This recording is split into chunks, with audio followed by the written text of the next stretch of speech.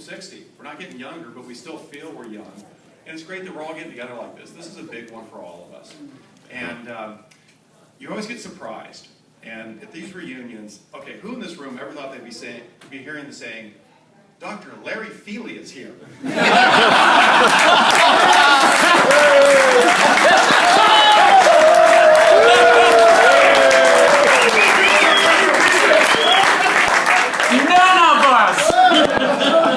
Miracles can't happen. So it's good morning. I want to bring it back to Bart to take it from here.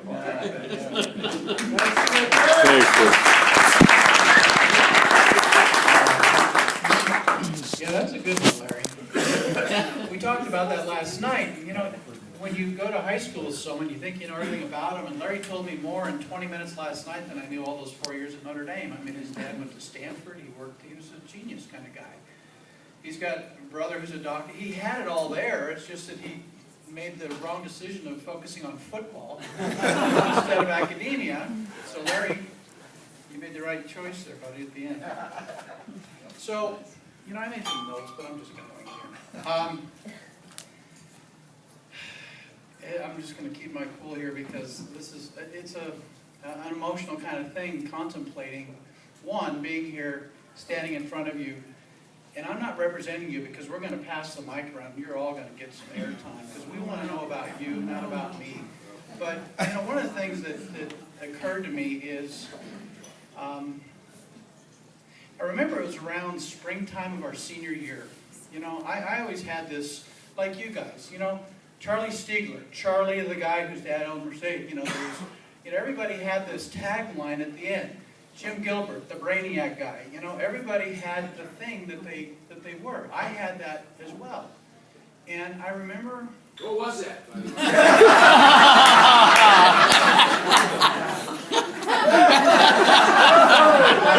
Really, I'm still trying to figure it out. It's our quarterback. Come on, Marvin. Right. The guy who lost the big game. Is that what you want to hear? I just want the truth. You can't handle the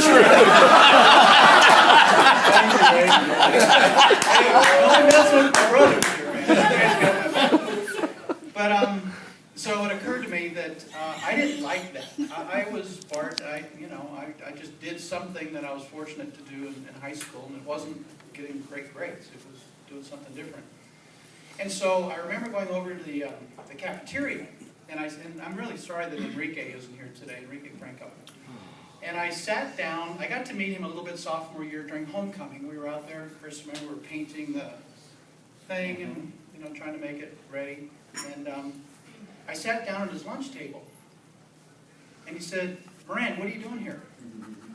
I said, "Well, I just wanted to come over here because in my mind, I just had this thing. I didn't want to leave Notre Dame without getting to know other people. Because I always had the guys, right? I always knew who I would sit with, but I really wanted to reach out. And so I remember telling my daughter that in 8th grade.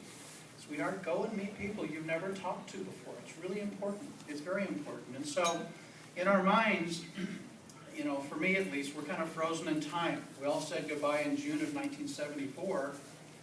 And we all had this, Jake was the funny guy who played basketball. Tim Warner was a great pole vaulter. Larry was a crazy-ass football player. But here we are, 40 years later, and we're just a bunch of guys getting together to share really important times that shaped our lives. Rob just told me that there's a... you guys ever heard of St. Patrick's Elementary School? Anybody? Yeah. Staff. So, Rob and Jill have started, they're going back one generation of sorts for us, and they've drawn a board over our grammar school, and we're really excited because that was the genesis for us. Most of us were poor black children raised in the valley. And I know I didn't deserve to go to Notre Dame. My father was always 4 months arrears in tuition, $750 a month. Yeah, it's a year. Yeah. And I know some people who pay the tuition themselves. I just found that out. I mean, you guys paid a dear price, and so we're here just celebrating that kind of moment in time when we did something really special together. And you may go through your lives and not think about it, But it was meaningful. We all did something meaningful for 4 years together, and I'm just honored to be here tonight with all of you.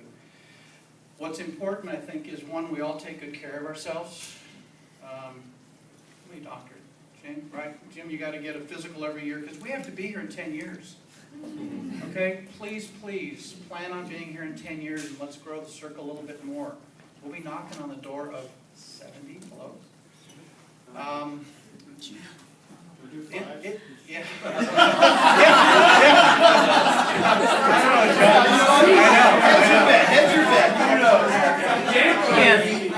Thanks for that visual, Bart. Appreciate I that. remember John Nelson and I, we talked about, can we do it 5 years? Because I'm not sure I can make it to my late 50s. So listen, in the last 10 years we did something very special, and I'm going to hand off to Kieran here. He's going to tell you about it. Who was here 10 years ago? Charlie was here. Look at that. That's great. Okay, wonderful. I'm so happy everybody else has made that commitment. But we kicked in some money and we did something really cool for a very special girl. And that's what we did 10 years ago. And that gift will continue to be passed on to her children's children because she knows that we backed her, we supported her. And mostly it was Dick and Kieran who really did the heavy lifting in that process of staying close to her. Her name is Crystal Diaz. Kieran's going to tell you, just give you an update on what she's doing and how we made a difference in the life of that girl. And then he's going to talk in terms of, what can we do for the next 10 years? Can we do a repeat? Can we do something to help a kid who couldn't otherwise afford to go to this school and sit here one day with their peers and celebrate what Notre Dame had done? So, Kieran?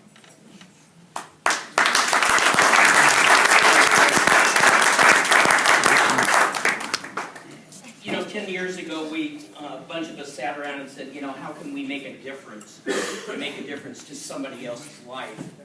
And we sat down and we took the playbook from USC, and we sat down and we interviewed children from across the San Fernando Valley to see how we could make a difference. And this young lady, Crystal Diaz, was in a home where she was raised as her mom was a single mom, and they didn't have a lot of money. And we sat down with her and we interviewed boys and girls from across the San Fernando Valley. And being that most of us on the board were football guys, we wanted a guy. We wanted a guy to mentor. We wanted a guy to go reach out to. We wanted a guy to throw the football to. But Crystal stood out. She stood out in the way she reached out to us, how she shook our hand, how she looked us in the eye. And all of us collectively, when we were sitting with her, and Chris was on the board, Dick was on the board, Bart was on the board, I was on, there were several people on the board, there were 5 of us, and Glenn. And we all collectively said, this was our girl. We wanted a guy, but the girl made the difference in what we wanted to do at Notre Dame and how we wanted to help this child. So we actually raised the money to put Crystal through Notre Dame.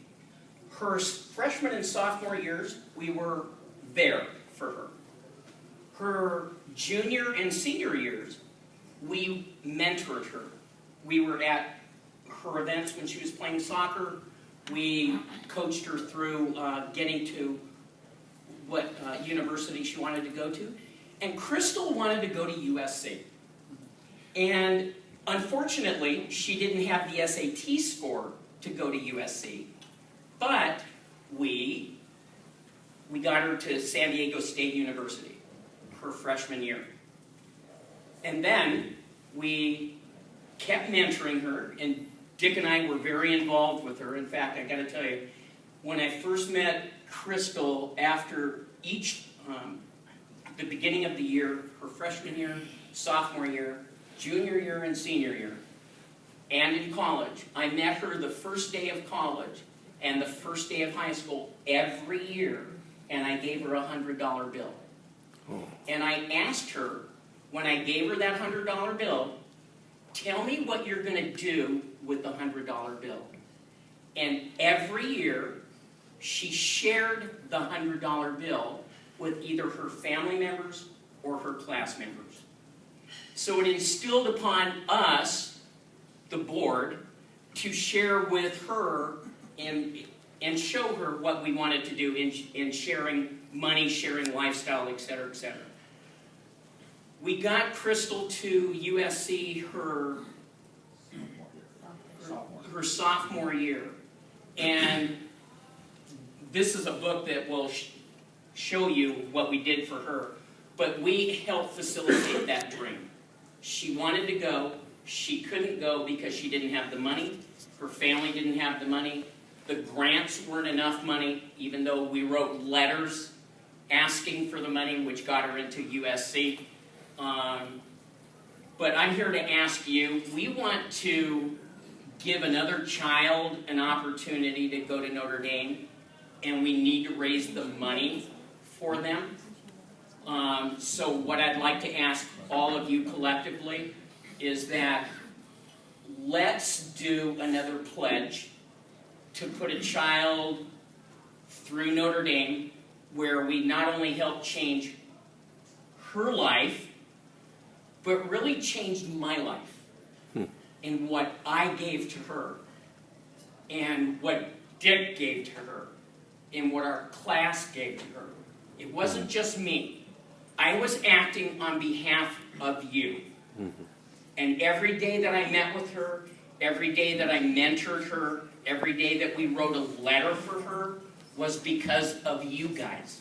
Not just one individual, not because of Bart or Ray or anybody. It was the class of 74.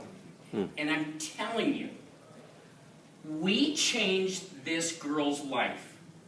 She's a 4.0 student through USC. She graduated from USC. She's now a medical assistant at a very prestigious firm in Beverly Hills, and she's doing extremely well. Her family is extremely happy. She's extremely happy. She has a fiancé who's an attorney from downtown Los Angeles, but we changed a life. And that's what I want to tell you about what I learned about giving and giving back to our school. We changed a life. I changed a life for all of us. It wasn't, remember, when I act, I act for the class of 74 and for Notre Dame. So if you could, we want to start that up again. We sent a pledge out when we first started this thing, like, okay, how can we make a difference? How can we show our legacy, the class of 74? Change a life. So I'm going to pass this around. There's some really